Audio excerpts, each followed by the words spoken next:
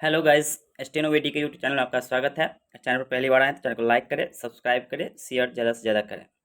दोस्तों, आज ये वीडियो बना रहे हैं आप लोगों के एक एक डाउट जो है एम्स स्टेनोग्राफर पीए पीएस के लिए जो भी डाउट है, job profile, medical, salary, work profile, timing, work timing, A to Z जो है डाउट आज आपको क्लियर हो जाएगा। और एक और बात, जो एम्स में एक्स्ट्रा बेनिफिट मिलता है वो भी डाउट आपको क्लियर हो जाएगा। सब कुछ जो है आज आप लोग एम्स के बारे में, एम्स के जॉब प्रोफाइल जो कि स्टेनो पीएपीएस के जॉब प्रोफाइल के बारे में ए टू चीज जो है आज क्लियर हो जाएगा। तो आप लोग वीडियो जो है लास्ट तक जरूर देखिएगा।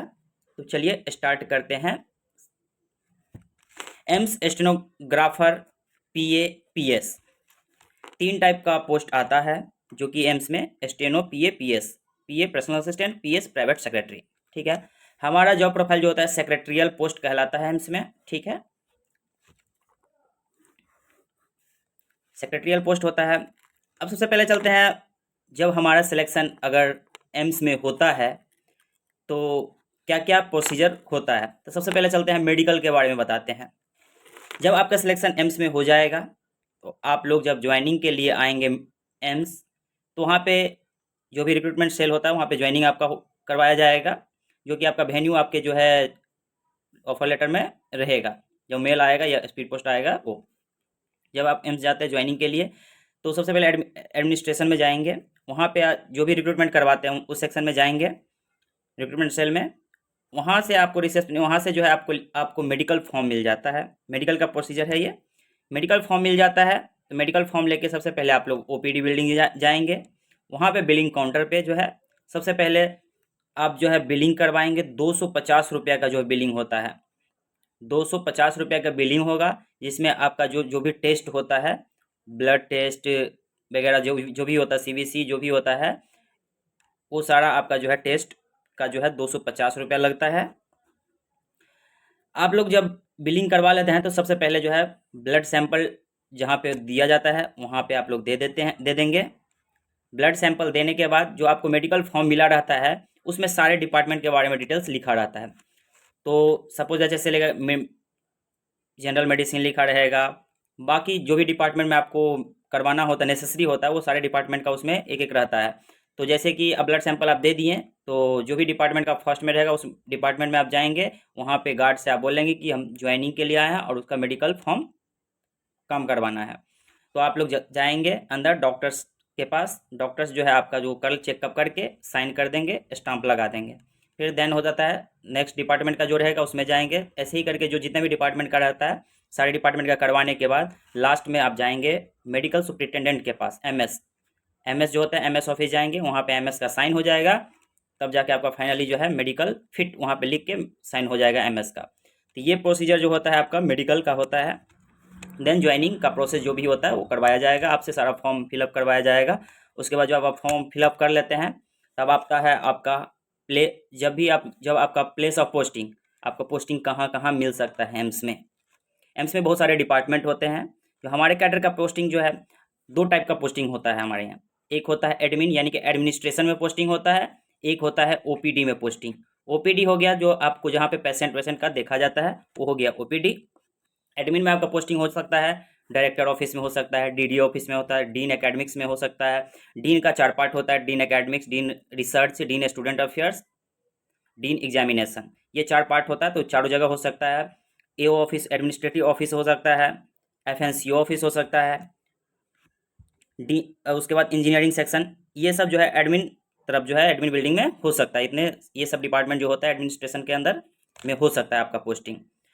अगला जो है आपका पोस्टिंग हो सकता है ओपीडी में। ओपीडी में जितना भी डिपार्टमेंट होता है, हर विभाग का अलग अलग जो होता है उसमें आपका पोस्टिंग हो, जैसे जनरल मेडिसिन हो गया, गायनेकोलॉजी हो गया, गैस्ट्रोलॉजी गैस्ट्रो हो गया, न्यूरोलॉजी हो गया, पीएमआर हो गया, और भी बहुत सारा डिपार्टमेंट होता है तो उसमें आपका जो है पोस्टिंग वहाँ पे लग सकता है। तो ये आपका हो गया प्लेस ऑफ पोस्टिंग का।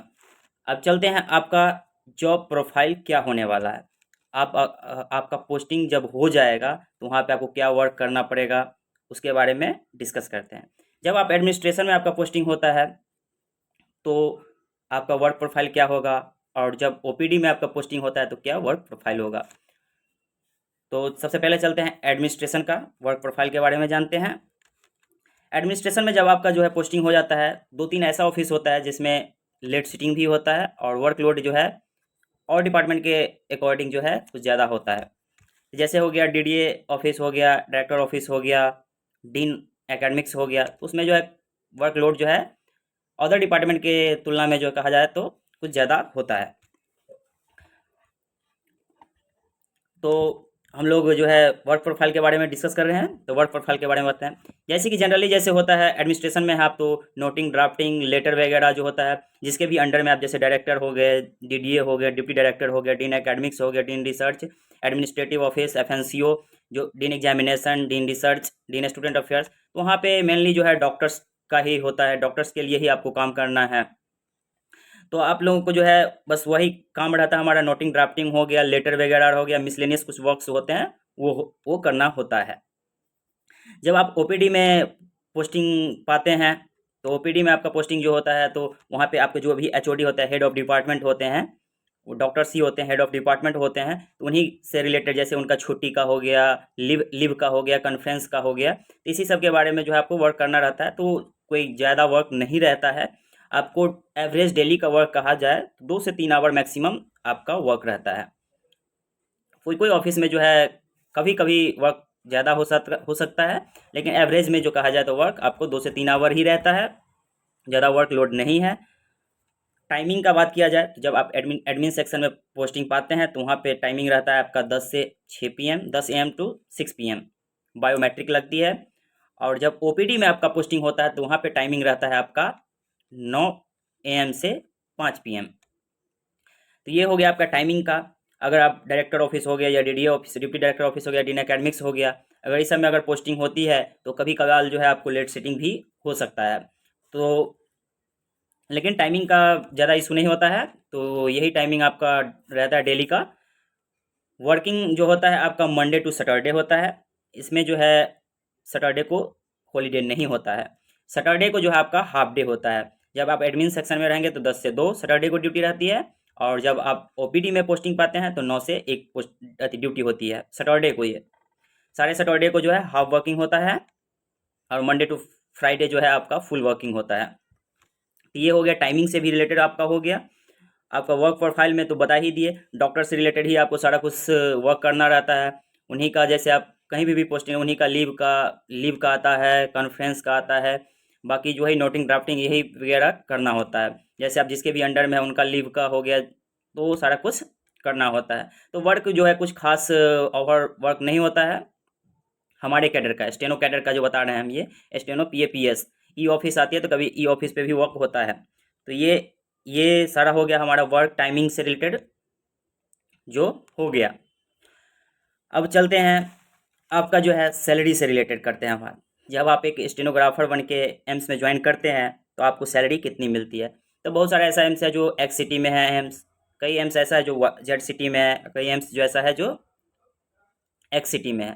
जैसे कि दिल्ली एम्स जो है एक्स सिटी में हो गया, और भी एम्स जो है वाई सिटी में भी है, जैसे पटना हो गया वाई सिटी में हो गया। तो जान लीजिए कि आपका सैलरी जब एक स्टेनोग्राफर बन के जो है आप एम्स में ज्वाइन करते हैं तो आपको सैलरी कितना मिलेगा इन हैंड फर्स्ट टाइम। जो अभी जो आप लोग ज्वाइन कीजिएगा तो 55% के अकॉर्डिंग जो डीए मिल रहा है, उसके अकॉर्डिंग जो है आपको, आप वाई सिटी में रहते हैं तब पर भी आपको 51,000 प्लस जो है आपको इन हैंड सैलरी मिलेगा। इसलिए मिलेगा क्योंकि यहाँ पे जो है हॉस्पिटल पेशेंट केयर अलाउंस एक होता है, जो हॉस्पिटल पेशेंट केयर अलाउंस जो होता है वो एम्स में एक्स्ट्रा मिलता है, जो कि 5125 रुपया है अभी के टाइम में। और वही अब जब एक्स सिटी यानी कि दिल्ली एम्स में आप पोस्टिंग पाते हैं तो वहाँ पे आपको जो है 53,500 53.5 के इन हैंड सैलरी आपको मिलेगा, जो कि एसएससी से जो है लगभग 5-6 हज़ार रुपये एक्स्ट्रा मिलता है, हमारी एम्स में मिलता है। तो ये हो गया आपका सैलरी। जब पीए पे करते हैं तो लगभग 65 के अराउंड में जो है आपका इन हैंड आएगा वाई सिटी में, और एक्स सिटी में जो है आपका आ जाएगा लगभग 70 के अराउंड में। वही जब पीएस पे ज्वाइन करते हैं तो पीएस का जो है दिल्ली एम्स में पोस्ट आता नहीं डायरेक्ट, तो उसमें आपका पीएस में जो है जहाँ पे भी पीएस का पोस्ट है वहाँ पे आपको जो है अगर वाई सिटी में है तो वही आपको 76 से 77 के अराउंड में आपका इन हैंड बनेगा। अगर एक्स में है तो 82 के प्लस के बनेगा। तो ये हो गया आपका सैलरी से रिलेटेड। सैलरी में मान लीजिए कौन कौन से अलाउंस मिलते हैं, तो आपका सबसे पहले बेसिक पे मिलता है, उसके बाद डीए मिलता है। अगर एक्स सिटी में तो डीए, एक्स सिटी में डीए तो सब जगह सेम ही होता है, सॉरी, डीए मिलता है। उसके बाद एचआरए, अगर एक्स सिटी में तो 30%, वाई सिटी में है तो 20%, जेड सिटी में है तो 10%। एचआरए हो गया। उसके बाद मिलता है ट्रांसपोर्ट अलाउंस मिलता है, जो कि वाई और एक्स सिटी में मिलता है 3600, उस पर मिलता है डीए। 3600 पे भी डीए भी मिलता है, जितना भी डीए करंट में चलता रहता है वो मिलता है। उसके बाद एचपीसीए मिलता है, हॉस्पिटल पेशेंट केयर अलाउंस मिलता है। तो ये जो है एक्स्ट्रा सैलरी वहाँ यहाँ पे एम्स में एक्स्ट्रा हो जाता है, हॉस्पिटल पेशेंट केयर अलाउंस जो है एक्स्ट्रा सैलरी आपको मिलता है। सैलरी आपको मंथ के लास्ट वर्किंग डे में आ जाता है आपका। अगर लास्ट वर्किंग डे अगर छुट्टी है तो उससे एक दिन पहले जो भी वर्किंग डे रहेगा उस दिन आपका सैलरी क्रेडिट हो जाएगा आपके अकाउंट में। अब चलते हैं आपका प्रमोशन के बात करें तो प्रमोशन का सबसे पहले दिल्ली एम्स का बताते हैं।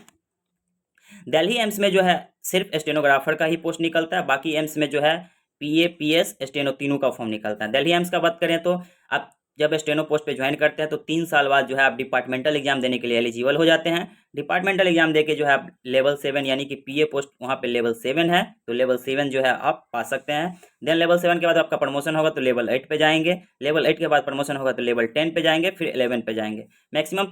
मैक्सिमम अभी प्रमोशन जो है आपका पीपीएस यानी कि प्रिंसिपल प्राइवेट सेक्रेटरी जो कि लेवल 11 होता है वहाँ तक है। बाकी दूसरे एम्स में जो है लेवल 4 पे आप ज्वाइन करते हैं। देन नेक्स्ट प्रमोशन 10 ईयर्स में जो है आपका लेवल 6 के लिए होता है। देन नेक्स्ट प्रमोशन जो है आपका 5 ईयर्स में लेवल 7 के लिए होता है। देन नेक्स्ट प्रमोशन जो है आपका लेवल 11 पे होता है 7 ईयर्स में। तो ये हो गया आपका प्रमोशन का प्रोसीजर हो गया। और एक्स्ट्रा सैलरी, एक्स्ट्रा जो है बेनिफिट्स का बात जो बताए हैं वो होता है जब आप एम्स में ज्वाइन करते हैं तो वहाँ पे एग्जाम ड्यूटी साल में जो है एग्जाम ड्यूटी भी लगता है। एक साल में करीब 10 एग्जाम ड्यूटी लगता है जो कि ऑल इंडिया एग्जाम ड्यूटी लगता है। जब आपका प्रोबेशन पीरियड कंप्लीट हो जाएगा तो आप एग्जाम ड्यूटी भी लगता है, जिसमें ऑल इंडिया एग्जाम होता है जो एम्स दिल्ली कंडक्ट एग्जाम करवाती है। उसमें सारे एम्स से जो है ड्यूटी के लिए नॉमिनेशन लिया जाता है। वहाँ हर एम्स से जो है 15 20 10 15 जितने भी होता है उतना को जो है ड्यूटी के लिए भेजा जाता है। उसमें आपको दिल्ली एम्स जो है सारा खर्चा प्रोवाइड करता है। आपको जो है फ्लाइट का टिकट मिलेगा, आने जाने दोनों का फ्लाइट का टिकट मिलेगा, प्लस एक्स्ट्रा जो है वहाँ पे जब एग्जाम ड्यूटी में लगते हैं तो उसका अलग से पैसा आपका जो है बनता है। तो एक एग्जाम ड्यूटी में लगभग 10-15 हज़ार प्लस जो है आपका पैसा बन जाता है। और एक्स्ट्रा एक्स्ट्रा ये बेनिफिट है। और आने जाने का भाड़ा ये सारा कुछ फ्लाइट का टिकट आपको मिल जाता है। तो ये था एक्स्ट्रा बेनिफिट जो कि अदर गवर्नमेंट जॉब में नहीं मिलता है, ये सिर्फ एम्स में ये फैसिलिटी अवेलेबल है। बाकी जो भी होता है अलाउंस सेंट्रल गवर्नमेंट में सेम टू सेम ये इसमें भी है, सारा ये भी सेंट्रल गवर्नमेंट का ही पार्ट है। तो ये आप लोग के भी जो है आज एम्स के बारे में जो है जॉब प्रोफाइल से लेके medical salary timing A to Z जो है डिस्कस किए हैं। जो भी अगर आप लोगों को कुछ डाउट रह जाए तो आप जो है चैनल पे आपको व्हाट्सअप नंबर मिल जाएगा जिस पे आप जो है हमें व्हाट्सअप करके जो है अपना क्लियर डाउट कर सकते हैं। तो आज के लिए यही था, धन्यवाद। और वीडियो को सब्सक्राइब जरूर कीजिएगा, चैनल को सब्सक्राइब जरूर कीजिएगा। धन्यवाद।